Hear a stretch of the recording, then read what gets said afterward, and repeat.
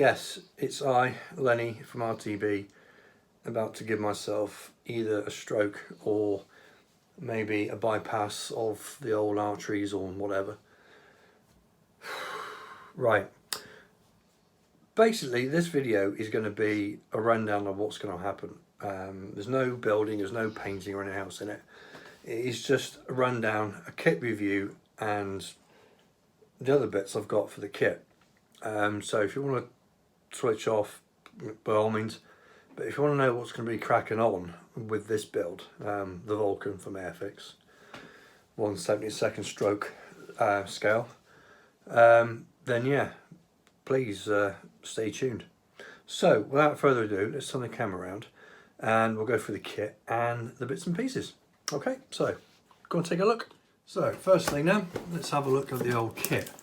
Now, this one is the issue of the 558, which was the Vulcan to the Sky, and yeah, I've built this before, hence why I've nearly had a stroke and a heart attack building it. It is a bit of a pig.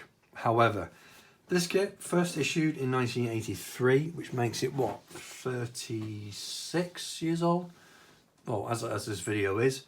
But the first tooling that came out, it did have 607 in the decal, or the decal sheet itself. Those ones that are a lot previous to this one, they do go for absolutely stupid prices on eBay. So yeah, but I managed to get this one for about £24 off of eBay. So I was happy with that. Okay. So in the kit itself, you do get, I don't know if the camera's going to pick that up, you get the old crappy paints and brushes and poly cement. I've bent everything bar the paint brushes, which I'll use for, let's say, weathering. But yeah, you've got one decal option, which is 558, and on the back, you've got the actual completed kit. Okay, so that's the box. Oh, and you also get a bit of blurb as well. So, the kit itself, what can I say? It's minging. No, it's brilliant. Now, what I'll say now is you've got your main upper. The one thing you will find, as soon as you open the box, are loose bits, as in pilots and goodness knows what else, and it is all raised panel lines. And throughout the kit, there isn't any recessed. Trouble for some, not for others. Me personally, I'm going to give myself a coronary because I am re-scribing the whole kit like I did on the other one. Looking back, I did my best, but it was crap. And I will fully admit that. This time I've got some decent tools, I've got a little bit more experience on it. So hopefully, fingers crossed, it's not going to be as bad and I won't die for the result of it. But another thing as well you will notice is obviously there's a lot of flash as well, especially on the ends of the extremities. Otherwise, the shape, the thing, whatever the accuracy of it all, I don't really care about that at all. It's a decent shape, it really is. And one thing I do like about the kit itself is the contours of the actual wings for the Mark II, which I'll show you in a minute, is like they've sort of like got the extension on it, which I think is quite good. It does bring out that shape really, really well. So those are your uppers, you've got your wheels and you've got your bomb bay and part of the ECM equipment, which will be on the underneath at the rear. So you've got that one and you've got the lower piece where you can see you've got the actual aperture for the bomb bay. Flash wise, there you go. There you go, that's evident right there. And you've got one of the pylons here that would have mounted the Shrike missiles, which they did on the later Black Buck missions. I think it was Black Buck 4, 5 and 6, I think. Yeah, I'm pretty sure it is. But yeah, but more on that at a later date. So again, that's your lower, and that is all your raised panel lines. Right, onto the next sprue. You've got the lower part of the wings, and you've got the fin, which is here. Right, again, what was I saying about the contours of the wing?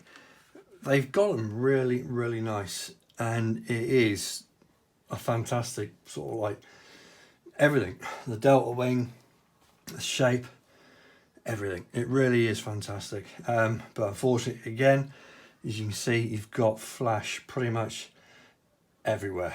Okay, it is going to take a while to get the flash off, but it's not the end of the world. Okay, it's not, you know, it's not life-threatening. Well, not yet anyway. And the last sprue what you've got is the upper wings. Again, nicely done. Raised, I'm afraid, all throughout. And you've got one of the biggest arse aches of them all, the intakes. Now, the intakes come in two bits. You've got the compressor fans for the back of them. So really what you're thinking is, if you want a super duper one without any you know, seam lines or anything else like that, you will have to take your time and actually do them. And that's exactly what I did previous. Now you do get other options, but we're not going to go into that at the moment because that's not what we're doing. But what I'll say is, here we go, that's the kit. Now, this is what I'm planning to do. Right, first up is the Aftermarket Decals. I got these from Print Scale. They actually came today. But as you can see, there is no 607 on it. So what I have to do is get that, well, basically change them around. Okay, that's as best as I can do, because there isn't anything I could see that has X-ray mic 607. So I'll just chop off the 2, add that 7, Bob's your uncle, and that's it. There are a few other bits and pieces that are actually to do with 607 on a decal sheet, which I will have to find from somewhere, but it's not going to be too hard to actually find. So anyway, those are the Aftermarket Decals, which I shall be using for this particular build. Next up, drum roll please.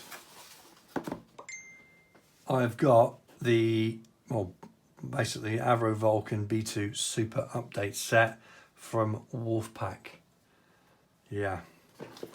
So, let's take a look in the box, shall we?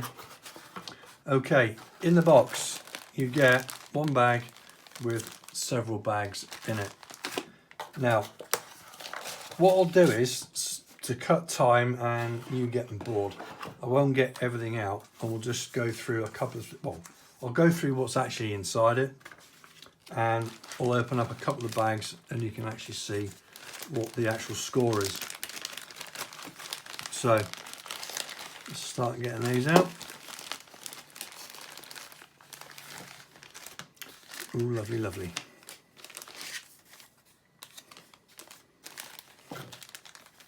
Right, so here we go. First of all, what we do have is a wheelbase set. So it's a complete chop of the kit one and replacing it with their own. Now, when you look at the actual the detail on the resin parts, and well, when you do have a look at themselves in here, which we will have a look at a later time, they are fantastic. They really are. Now, you may think that, well, you're not really going to see the Bombay, the wheel wells, are you, Lenny? Well, you will do, because I'm envisaging that this is going to be mounted on a mirror. So you will be able to look down and look up and obviously see the detail within. That's how far I'm planning to actually go with this kit. So you've got the wheel wells themselves, okay? Pretty much sorted on that one. Next up, we have replacement intakes. They are resin one-piece intakes. So I don't have to be worried about getting the actual seam line that runs right the way through down to the end sorted out. One piece resin replacements. And again, this is the first time I got them out of the bag, and this is going to sound a bit weird, but it's almost like a revelation. It really is. It is, oh bless you, whoever invented this, I want your babies, I really do. They are fantastic. They really, oh, yeah, getting excited over a kit, Lenny, bloody hell. But anyway, these ones, they come with a 2-piece with their compressor fans. So yeah, Bob's your uncle, lovely jubbly. Everyone is a winner. So yeah, so I've got one piece intakes. The only thing I will have well not really a job to do is when the 2 fuselage halves come together, you will have the gap that side and you will have a gap that side, and also the actual around the actual intake itself. Now I've got fillers, I've got all sorts of things I can use which will cut the arse down to hopefully a minimum should I say. So anyway, there you go, replacement intakes. Woohoo! Next bit, we have Gordon Bennett, an awful lot here. So really what you do have, you've got a mask set for the wheels and for the cockpit. You've got PE fret or photo etch fret, and that goes from everything from the windows, window wipers, the lot. You also get the resin. Now in here, which is quite heavy actually, you do get a full 1-piece, very nicely done shall I say, rear part of the fuselage. Now in here will be ECM equipment, drogue chute, everything. So yeah, that'll be a plug-in replacement for that one, and it is quite weighty, so I can imagine I'm going to put a crap load of weight at the front. But anyway, that is a small thing to actually do. In here we do have the replacement nozzles. Now the nozzles don't really exist on the kit itself. Once you put the 2 fuselage shafts together, that's what you've got. So one for a better word, you can look into the nozzles and see actually inside the kit itself, which isn't great. However, these ones are replacements, and you've got, if I can see, yeah, they are hollowed out for about a good inch. So once those are replaced, painted up, you've even got the detail with inside the actual nozzles themselves. I don't know if you're able to see that. If I get that in the light. See that? So again, you've got the replacement nozzles for that one. You've got an air scoop, and also this part there is part of the, I think it was either the radar jamming for on the top of the actual wing itself, fin itself. So you've got a replacement for that one as well. In here you've got what we got? We've got flaps, replacement flaps for the main wing, and also you've got the engine panel fairing as well in here. Also you've got downward inner flaps, engine panel fairing, and 98, which is, I believe that was the ECM. So on that one you've got all that. So with that you've got the intakes, the wheel wells, all entendres on here, PE, everything. This is everything that I've dreamed for about making this particular kit. Now, if that wasn't enough, the kit does actually come with a refueling probe, and also the little sort of like, we'll call it a knob if you want to call it that, of the directional radar finder, as in directional radar or terrain direction finding radar or whatever it is. I can't remember. Anyway, that's in there as a metal replacement. Okay, so there you go. But if that wasn't enough, I've got this. This is from White Ensign Models, and it is a full photo etch Bombay. Yeah, fully photo etch Bombay. Hence why I'm going to be mounting this on a mirror. I've never used White Ensign stuff before. It comes with a rather nice basic instruction sheet, and this is proper thick metal, not what you would expect to be normal standard, well, photo etch. This stuff could stop a bullet, I'm telling you now. But anyway, there's your Bombay. So not only have I got the kit, I've got everything that you would want or you could have resin wise, and a photo etch Bombay. So yeah, if I'm not dead by the end of this one, I'm going to survive anything. So there you go. Bloody hell. Right, so you can imagine this is going to be quite a tall order. Now, just so that I don't get bored or I don't get, you know, the old mojo shot down in flames, I am going to be doing this kit along with the Vulcan, just to keep my hand in, just to keep my mind sort of like onto something else, but knowing that I can go back to it and come back and go back and be happy with what I'm doing. I've checked this one out. It's the newer tooling, and it's gorgeous. It really is. It's tiny diddy, you know, in comparison to this. It's a completely different kettle of fish. Anyway, that also, but because of the volume of this job, if I finish this, I do have this to do as well.